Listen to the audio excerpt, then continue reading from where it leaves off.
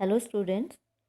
तो आशा है अभी तक हमने जितना पढ़ा आपने उसको ध्यान से पढ़ा होगा और जो प्रश्न आपको कहे गए थे उनको भी आपने सुना होगा ध्यान से और उन पर चिंतन मनन भी किया होगा। तो चलिए पाठ को आगे बढ़ाने से पहले यदि आपने यहाँ तक पढ़ा है तो एक प्रश्न इसमें से कि राम स्वरूप प्रेमा के किस स्वभाव के कारण परेशान हो उठते हैं। ठीक है, पीछे के भी प्रश्न पूछने अनिवार्य है ना। राम स्वरूप प्रेमा के किस स्वभाव के कारण परेशान हो उठते हैं।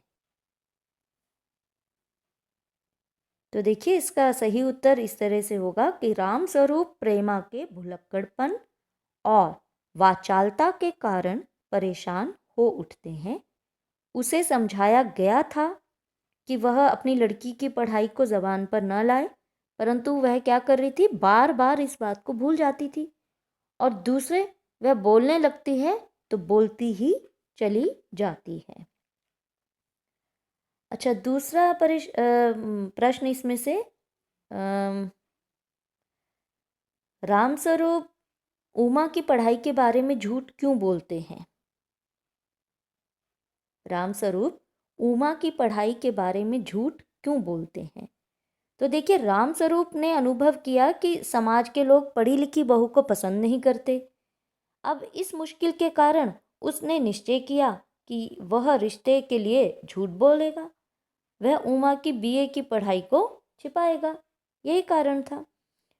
अच्छा, तीसरा प्रश्न देखिए, शंकर द्वारा कहे गए साल भर के मार्जिन का क्या तात्पर्य है।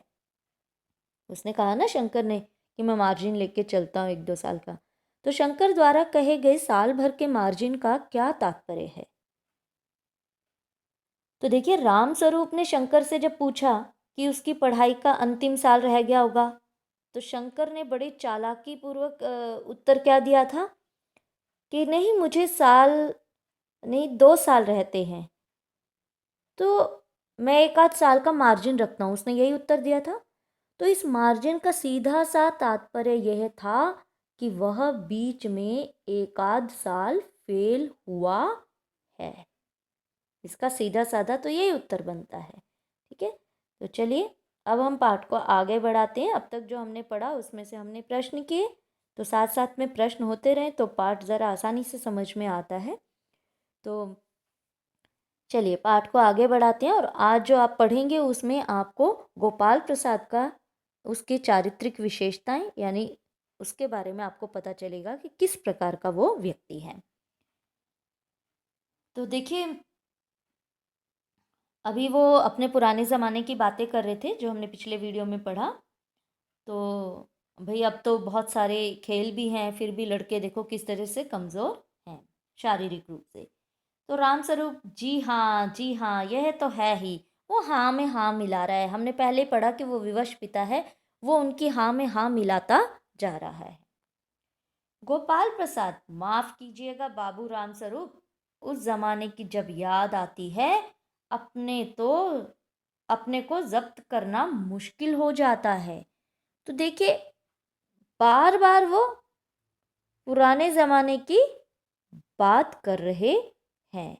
जब्त करना मतलब रोक पाना। वो कह रहे हैं जब पुराने ज़माने की बात आती है तो अपने आप को रोक पाना मुश्किल हो जाता है, क्योंकि जो जिस ज़माने का होता है उसको उस ज़माने की बातें ही अच्छी लगती हैं।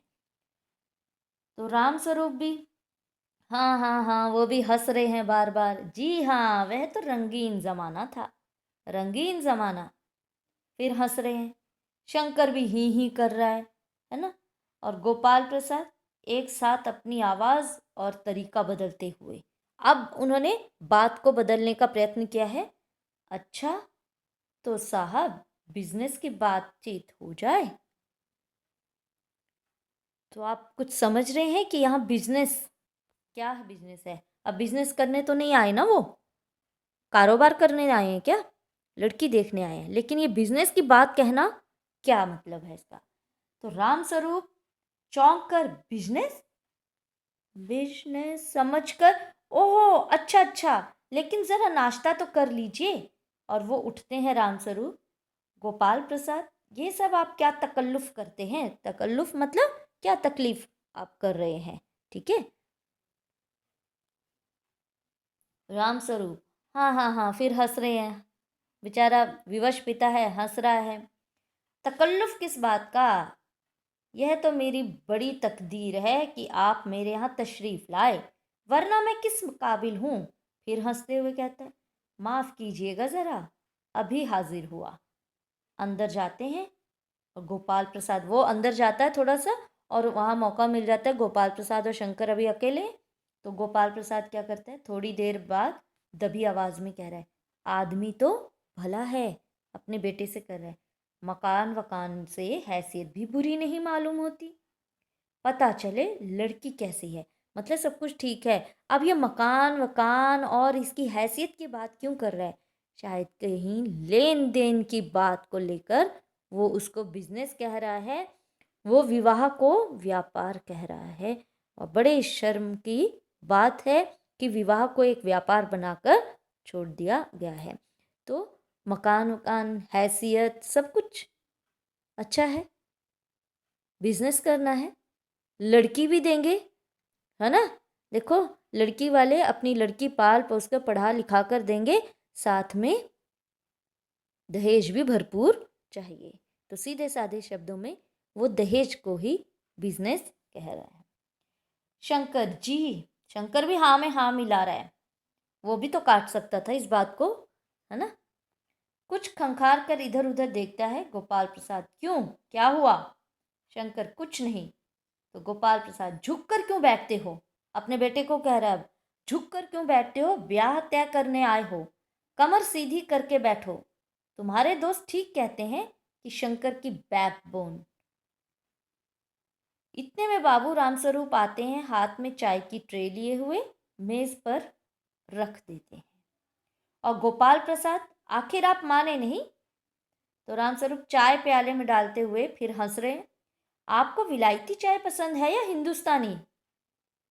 तो गोपाल प्रसाद जी क्या कहते हैं, नहीं नहीं साहब, मुझे आधा दूध और आधी चाय दीजिए, और ज़रा चीनी ज़्यादा डालिएगा। मुझे तो भाई ये नया फैशन पसंद नहीं। एक तो वैसे ही चाय में पानी काफ़ी होता है, और फिर चीनी भी नाम के लिए डाली जाए तो जायका क्या रहेगा? जायका यानी स्वाद क्या रहेगा? रामस्वरूप फिर हाँ हंस रहे हैं उनकी बात पर। कहते तो आप सही हैं, मतलब उनकी हर दकियानुसी बात पर भी हंस रहे हैं, हाँ में हाँ मिलाते जा रहे हैं। क्यों? क्योंकि विवश हैं, अपनी लड़की उन्होंने अच्छी जगह उन्होंने देनी है, अच्छे खानदान में देना चाहते हैं। पढ़ी लिखी होकर भी उसे कम पढ़ा लिखा हुआ दर्शाते हैं। ठीक है, यहाँ बिजनेस की बात करते हैं तो भी वो चौंकते नहीं, तो भी वो उसमें भी हाँ में हाँ मिला देते हैं। और जो शंकर बैठा है वो भी अपने पिताजी की हाँ में हाँ मिला रहा है। तो प्याला पकड़ाते हैं, शंकर को पूछते हैं, फिर शंकर खंखार कर, ठीक है, तो सुना है सरकार अब ज़्यादा चीनी लेने वालों पर टैक्स लगाएगी, शंकर कह रहा है। गोपाल प्रसाद कहते, चाय पीते, सरकार जो चाहे सो कर ले, पर अगर आमदनी करनी है तो सरकार को बस एक ही टैक्स लगाना चाहिए। तो रामस्वरूप कहते हैं, रामस्वरूप शंकर को प्याला पकड़ाते हुए, वह क्या? गोपाल प्रसाद कहते, खूबसूरती पर टैक्स। रामस्वरूप और शंकर हंस पड़ते हैं, मजाक नहीं साहब, यह ऐसा टैक्स है जनाब कि देने वाले चूम भी ना करेंगे।